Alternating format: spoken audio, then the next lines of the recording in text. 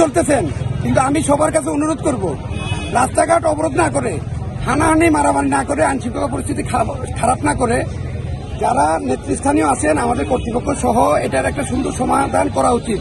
সুন্দর সমাধান করার জন্য সবাই সহযোগিতা করুন। এটা একটা আন্তর্জাতিক পর্যটক স্পট। এখানে যদি এভাবে আইনশৃঙ্খলা পরিস্থিতি খারাপ হতে থাকে, আমাদের দেশের সুনাম নষ্ট হবে, আমাদের দেশের স্বার্থের ক্ষতি হবে। এদেশ আমাদের, এই দেশটাকে আমরাই রক্ষা করতে হবে এবং আমরা বাংলাদেশ পুলিশ যে কোনো কিছুর বিনিময়ে কক্সবাজার শহরকে শান্তি শহর রূপান্তর করব।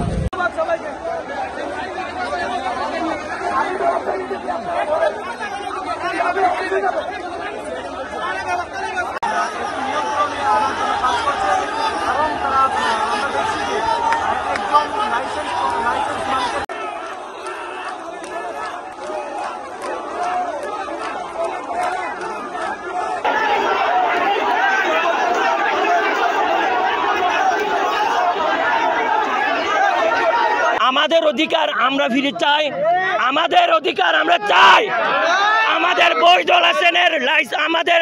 লাইসেন্সের বৈধতা দিতে হবে।